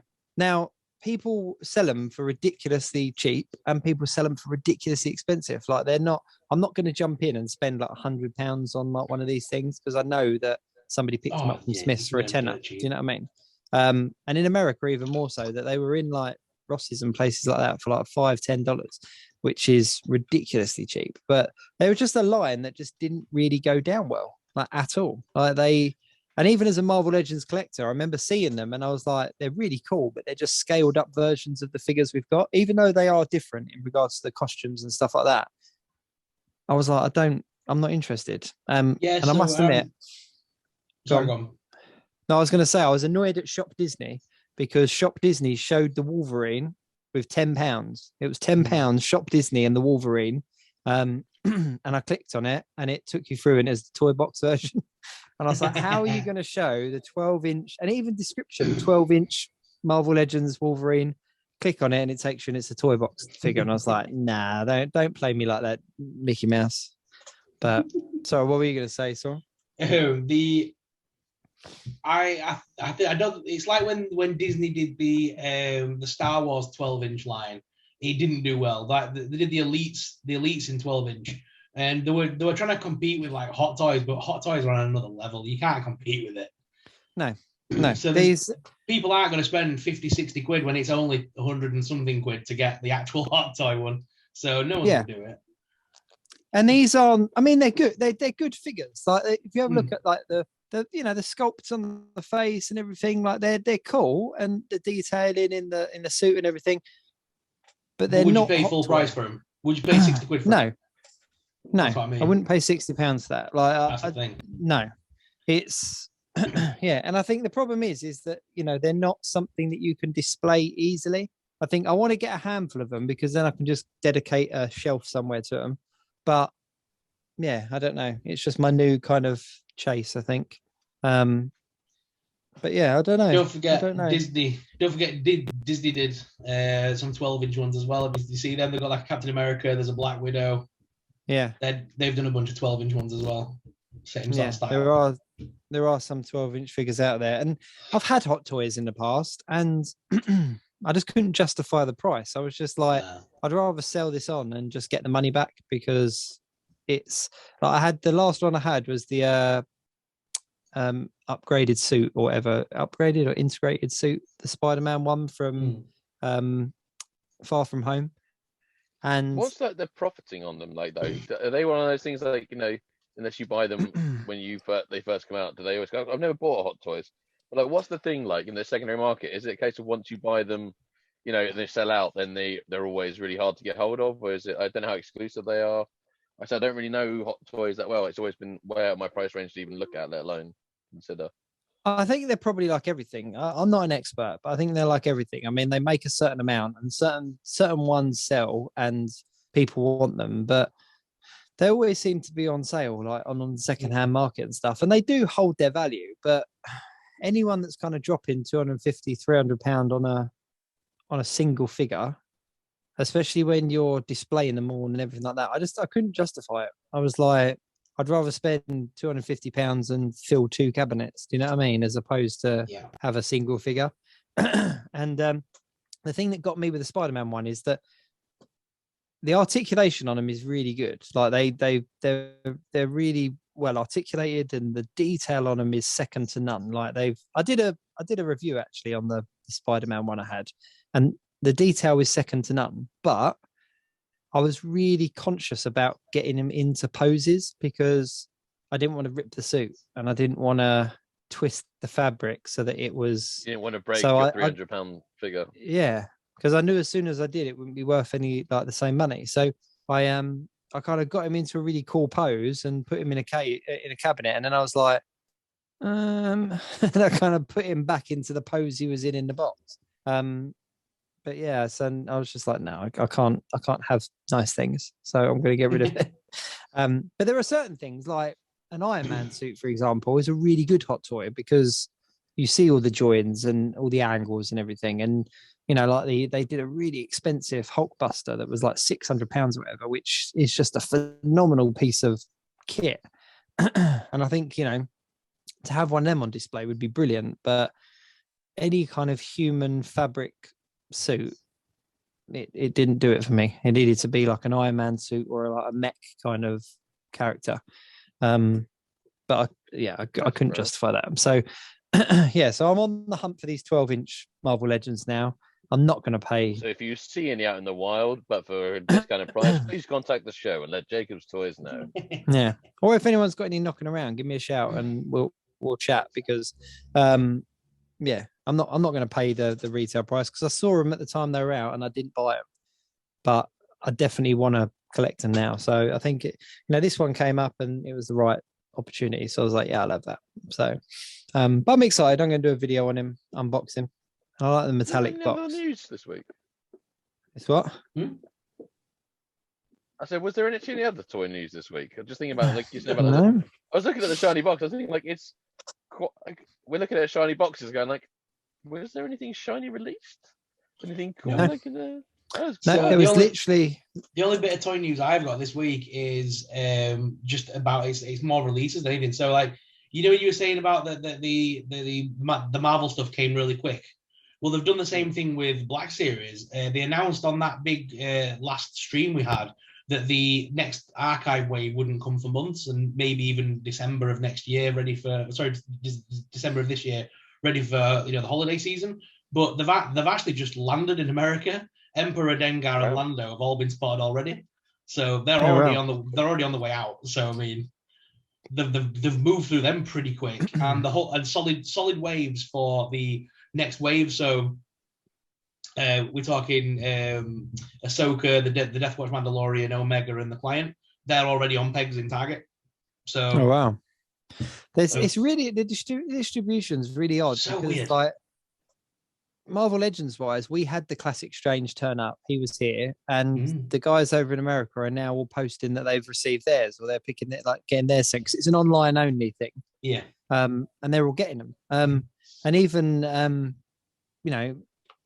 even the Doctor Strange wave, like the one that we've had recently. Like I got mine last week before maybe, and people are now picking up those figures. But then there's things like the 20th anniversary figures that they did, like the Captain America came out a lot earlier than expected. The Iron Man is now out as well, and he's in the post for anyone that's pre-ordered it. And he wasn't due out for like another couple of months. So it's really hard to kind of gauge when things are coming and when they're not, because there's no real. I think they're going to remove a lot of the. Going forward, I think they're going to do a lot more. Like we've sort of seen recently where they're doing these live streams and they're kind of saying it's coming at some point. I think we're going to get that more than an actual date nowadays. I don't think they'll start saying Q2, Q1. I think it'll arrive when they arrive, sort of thing. Yeah. Keep it vague. So, yeah. Yeah. And there's obviously been a price hike as well. The things have gone up. Now we all knew that was coming. And I don't think it's that impactful. No, not massive. £22 for a Marvel Legends figure direct from Pulse. It does feel like a lot, but then I remember the day when they were like 15 quid. Do you know what I mean? But then that was before Pulse. That was before we got shipments of like everyone could get one. Like you had to fight for your pre-order. When they were gone, they were gone. I remember finding full waves of Marvel Legends figures in bargain stores like Home Bargains and all that kind of stuff, like £5 a pop. So I always kind of look at it as a balance. Yes, we're paying a little bit more here, but when I actually look at my collection, I've probably paid a lot less than what I would have paid. So if I'm paying a little bit extra for a few bits here and there, then fair enough.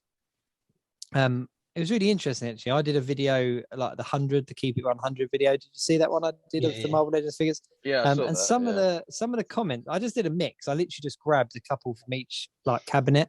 And some of the comments really surprised me, with people like sort of saying, oh, that figure and this figure. And it was really quite telling of kind of like how long people had collected based on which ones they classed as the the kind of exciting one, if you like, in the wave. So yeah, it's a funny old thing. I feel like I've been collecting for a long time now. It's most of the things that I had I picked up when they were released, which is quite telling of some, like Coulson, for example. We need a new Coulson figure. Like, it's such an easy release, but they did that one in that 3-pack, or the 3-pack or 4-pack all those years ago with Nick Fury and Maria Hill, and those ones haven't been re-released. But yeah, those characters showed up all the way through a load of Marvel films, and they've become these really kind of like sought after items, but they're really easy to redo. Like, just redo them. Crazy, isn't it? Just redo them.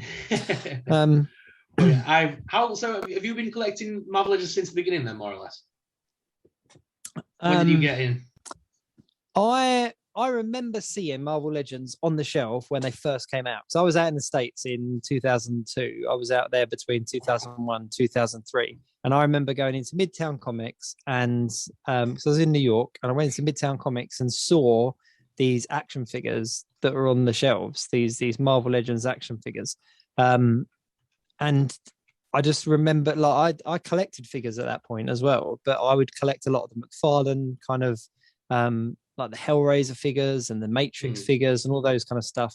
And when I went to the comic book shops, I went there for the comic books, and there was all these figures, and they were mixed in with all the other figures that we had out at the time as well. And I just remember seeing these Marvel Legends figures and just thinking, you know what, there's something very different about these. Like, I need to get one. I need to have something. And so I bought, I think it was either Captain America or Iron Man. I can't even remember now, but it was one of the two in that original wave. I bought that home and put that on the shelf. And then I only picked them up here and there because, obviously, being back in the UK, they weren't something that you came across. The odd one every now and again in Woolworths and stuff like that you would see.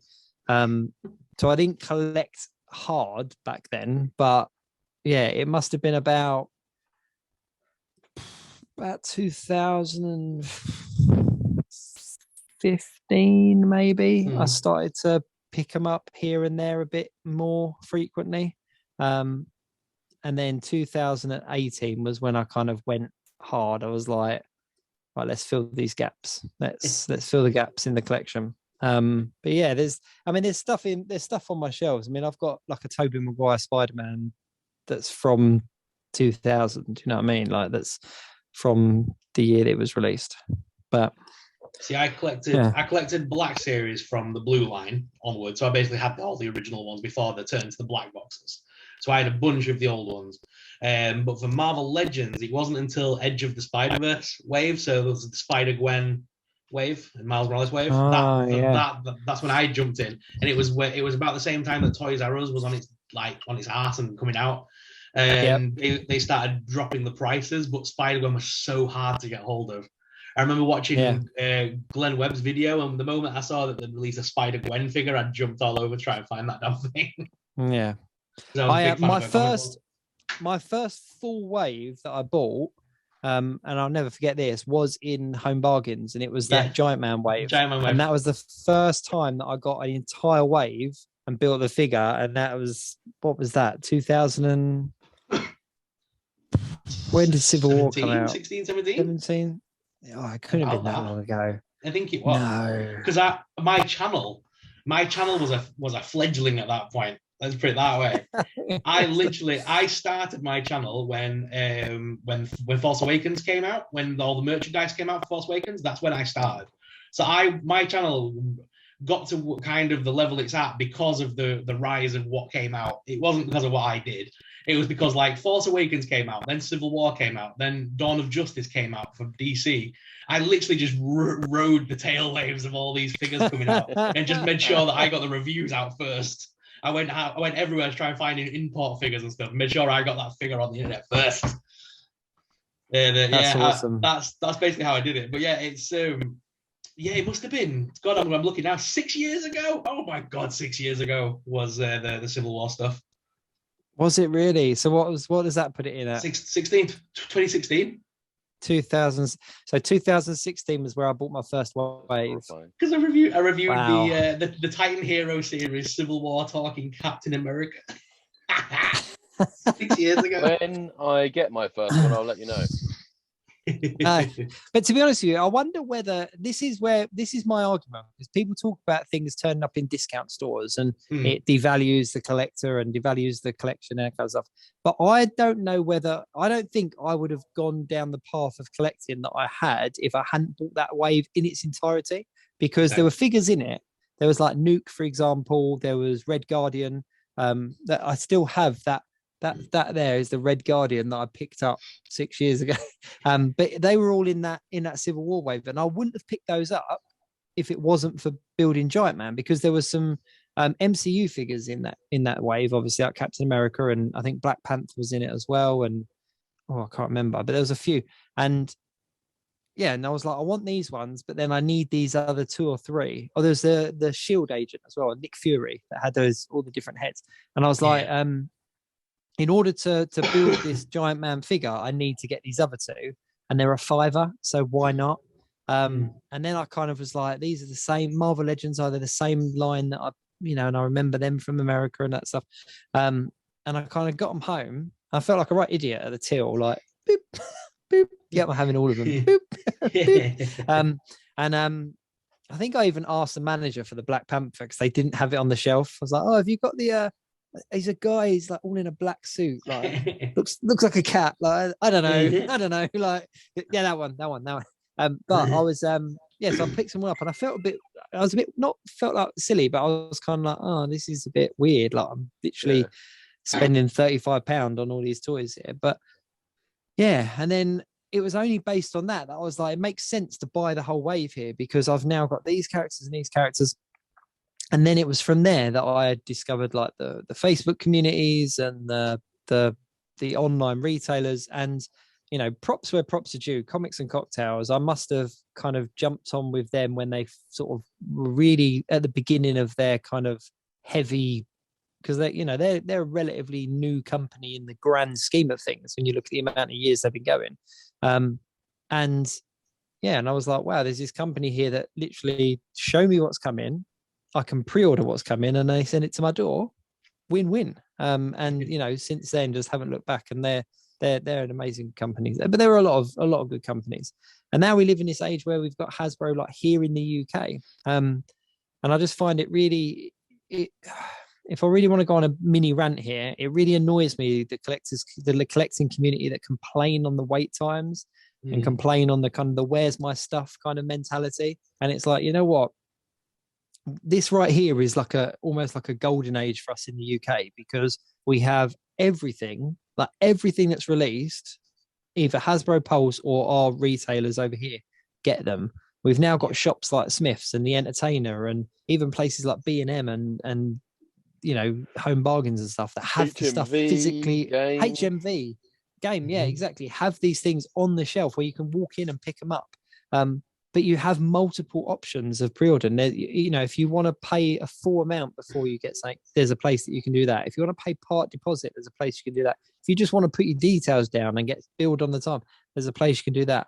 And you know what? Some things take a little bit longer. Some things you have to wait for. But it's, you go back sort of 4 or 5 years where I remember when Worthy Cap came out, and it was a case of that people announced that it was going on their websites at a certain time.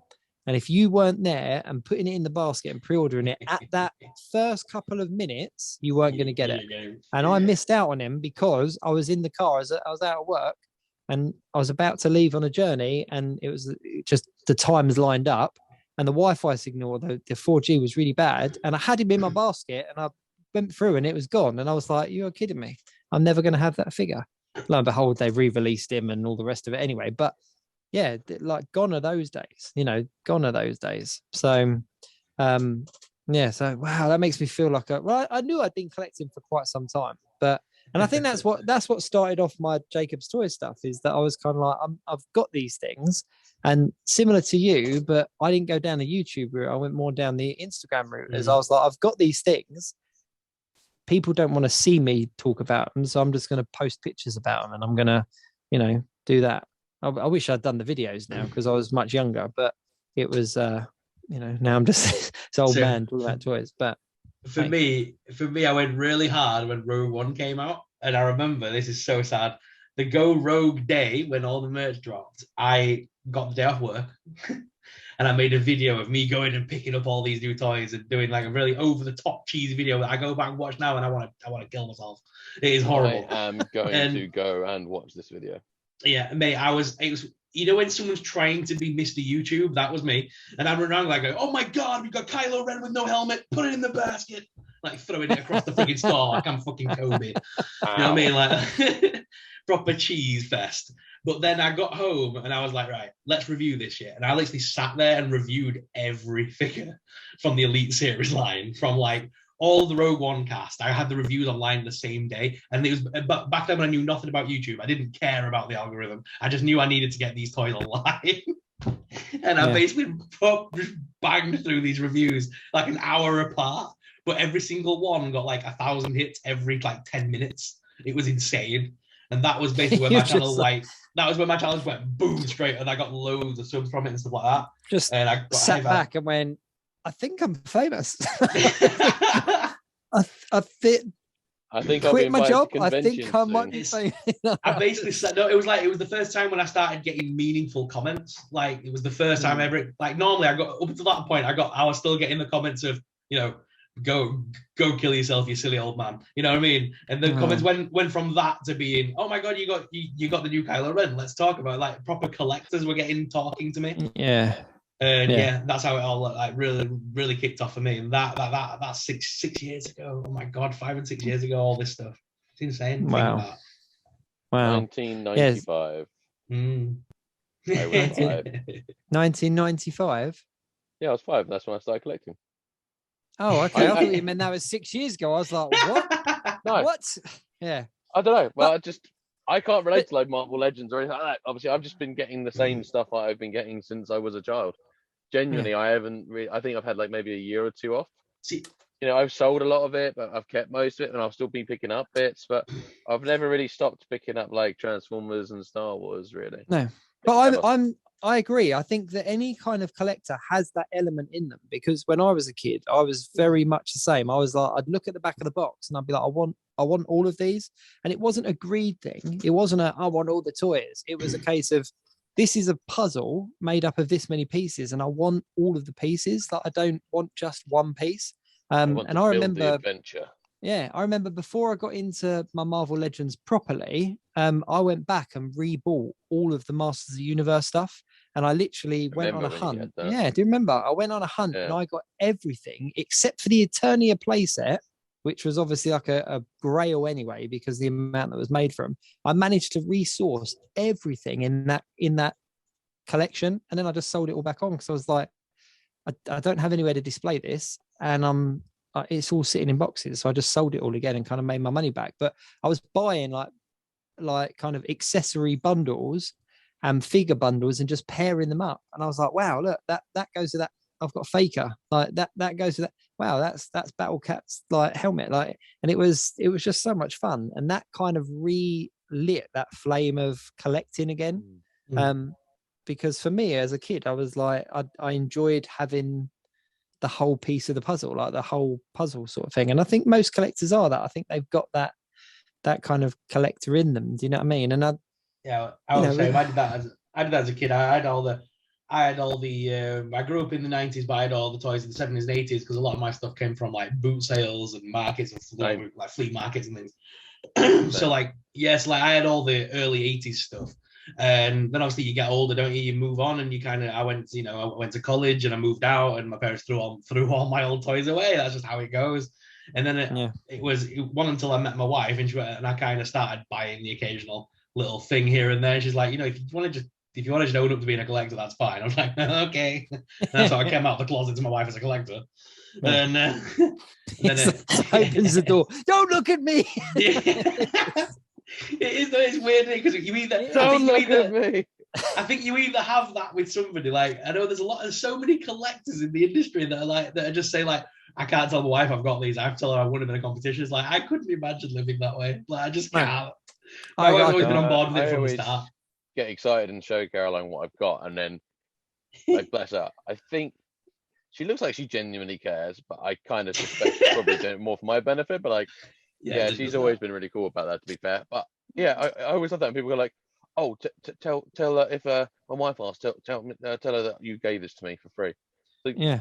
I don't even know what it is. What? It's like, but I always get really excited when I get something new. And normally, the first person I end up showing is Caroline.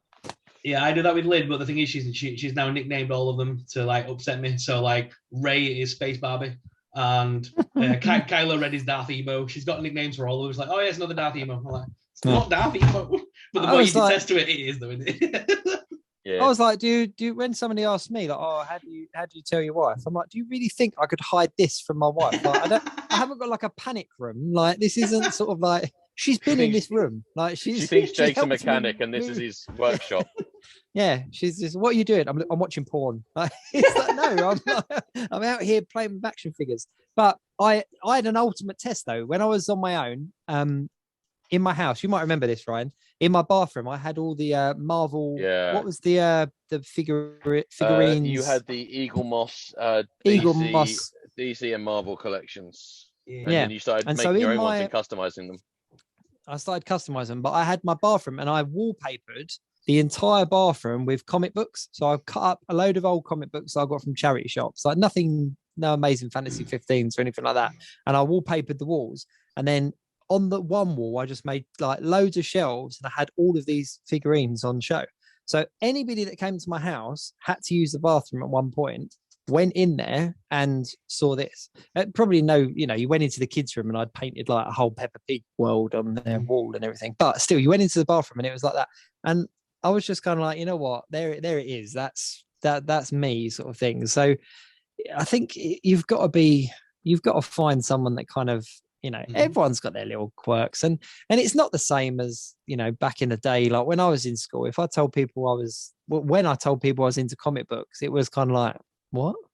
Like, that's the kind of stuff we did as kids. And I was like, no, it's not. It's like, you go and read this comic book and tell me, go and read this particular comic book and tell me that you're not moved by the story or you're not shocked by the outcome or something like that. Like, they're better stories than some novels out there. So, we're lucky that we live in a golden age of what we do. Much better than reading football jokes by Gary Lineker for the 50th time. Yeah. But even still, I mean, like, if that's your thing, do it. Like, do like I said, I think I've said this quote before, but one of my favorite quotes I've ever heard is that if it makes you happy, it doesn't have to make sense to anybody else.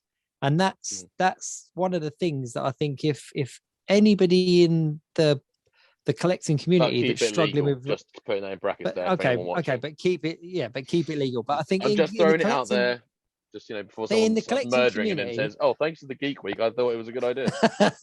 But one of the most common questions or things that at least common cause is a murder or something. No, one of the most common questions that I've had in my direction from people through social media, and I also see it on groups and stuff as well, is that, oh, what do you say to your girlfriend, or what do you say to your boyfriend, or how do you share this? And it's kind of like, what, if it makes you happy, it doesn't need to make sense to them, and they should be okay with that. And if they're not, then are they the right person to be with? Like, but if it makes you happy, then who gives a shit what anyone else thinks? Like, do your thing. So yeah. Is that how Jason at the end of the show is like, this week's message is do what makes you happy. And if they don't like it, Jason. Until next time. But it is. Until next time, man. Shall I tell you why I get passionate about this though, right? Just before, while we're on this subject, why I do get passionate about this is that I've got kids, like it's, and kids are kids, and my attitude to them is that, you do you, and the people that like that will stick around. So that's very much my, don't upset anyone, don't offend anyone, don't be a dick, but just do yourself. And the people that stick around are the people that are worth keeping around. But what I also find is that on the social media kind of side of things and the community groups, is there are a lot of younger people that kind of struggle with their kind of, I don't want to say identity, but they're kind of inner geek. Yeah. And they kind of want to be involved in this thing, but they feel a little bit embarrassed, and well, what do I say to this person? What do I say to that person? And that's why I'm always very much like, what? And I've sent so many things out to people for free or for nothing, just kind of like, you know, oh, you need this one, like have that one, because it might start that kind of, like, I remember sending out like a Hulk for like nothing when these figures were going for like 50 quid a pop, like in the box, because I was like, you need this figure to complete your Avengers setup, and if that's what keeps you in, like, that might be like my Giant Man wave, like, and that might be the thing that kind of says to you, sod it, this is something I want to do. So yeah, and that's why I get passionate about it, because if I didn't have my outlet, I don't know, I'd probably be shooting puppies or something. I don't know, like it's no, but it's I realized the other day, I had to laugh the other day because I realized how much like I've rubbed off on, like I've sort of like rubbed off on my family now, like with the whole YouTube thing, doing figures and stuff. I genuinely, the other day, this made me absolutely laugh out loud. My daughter, she was like, Daddy, I was like, yeah. She goes, you know, on my birthday, I'm like, yeah. She goes, are you gonna film me opening my presents? And I'm like, what? Went, are you gonna film me opening presents? She says, why would I film you opening your presents, darling? She went, to send to my followers. And I'm like, oh, bless you. You think you have followers? Bless you. Like, she's genuinely been around me. She's been around me doing YouTube since she's been born. So she's so used to having that camera in her face, which is terrible, really, isn't it? It's like she genuinely thinks that like people are gonna watch her little videos. I love it. It's like, that's amazing.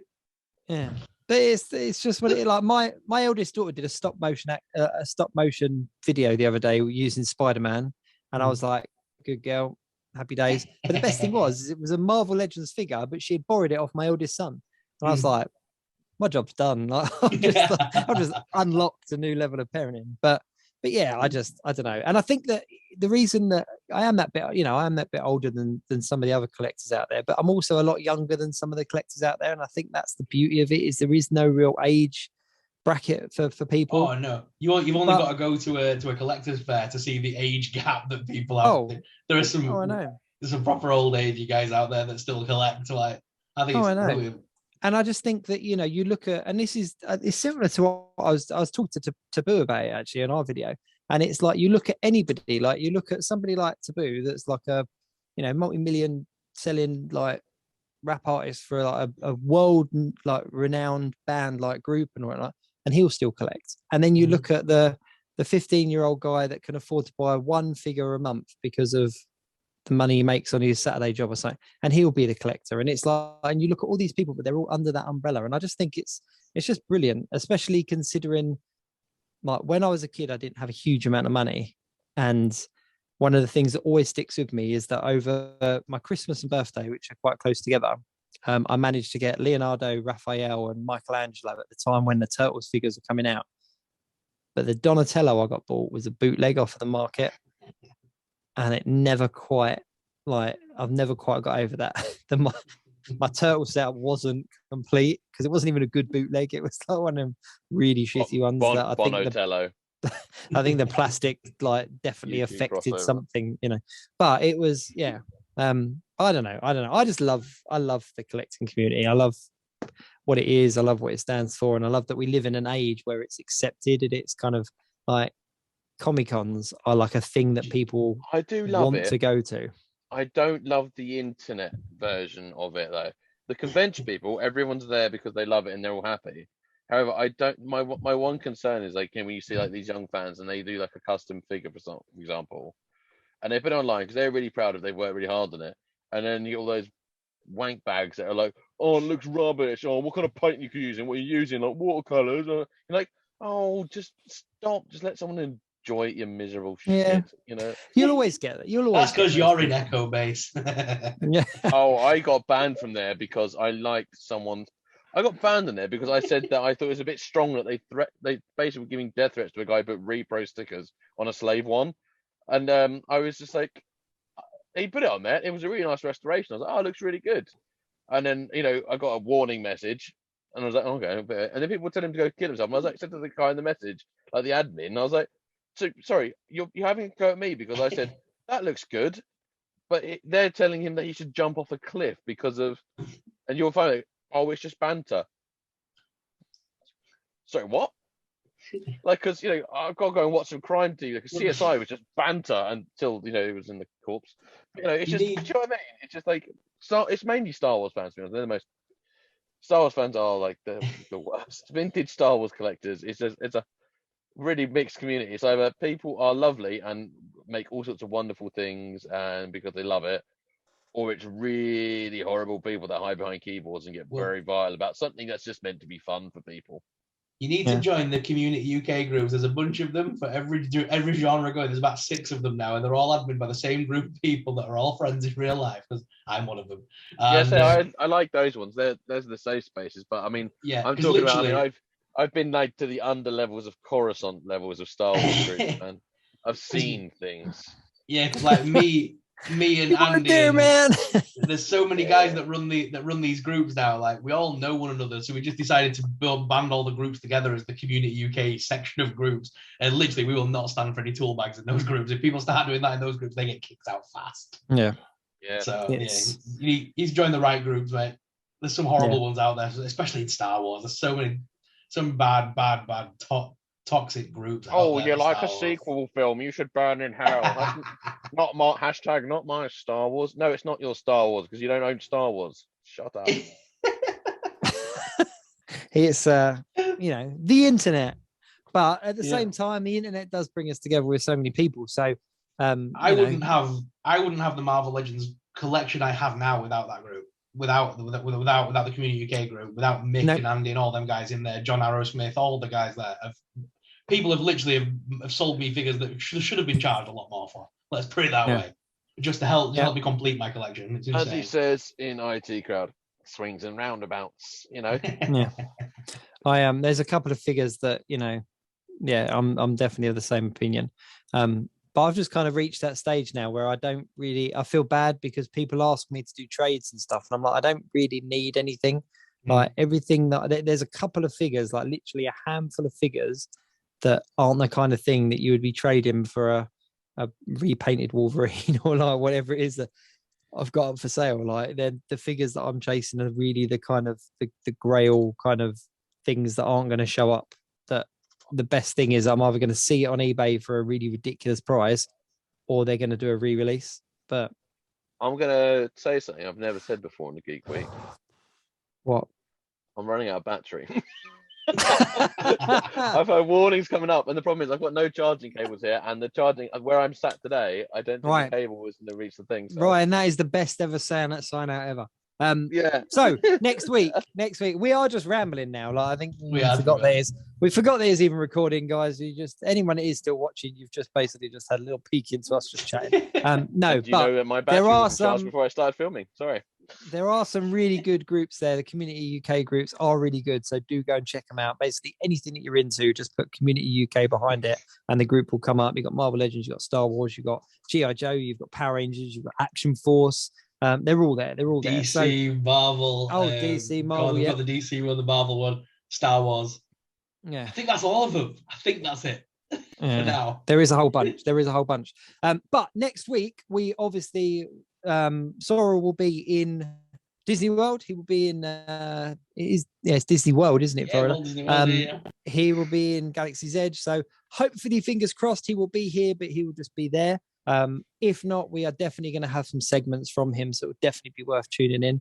But obviously from us and from, I assume everyone listening, hope you have a really good time, dude. And we can't wait to see what you get up to. 3 rings when you get there safe, all right? 3 rings, don't forget to 3 rings. I realised that I haven't given you a shopping list, but I don't think that there's actually anything I need you to chase down for me. So either way, have a good time. But anyone that is still watching, do check out the description below for these gents' details, and go give Sorrell a follow if you want to catch up on those TikToks over in Florida, or give Ryan a follow if you want to catch up on those TikToks in Mersey. I had to pull it back. But if you are watching, on YouTube, then please do like, share, subscribe, all those things. If you're listening on podcast, then the same applies. Please download, share, and all the rest of it. Follow us on Instagram, follow us on Facebook, give these guys a follow if you don't already do so, and also check out my details there in the description as well. That's about it for this week in the Geek Week in Review. I think until next week, there's not much more for me to say other than keep it geek.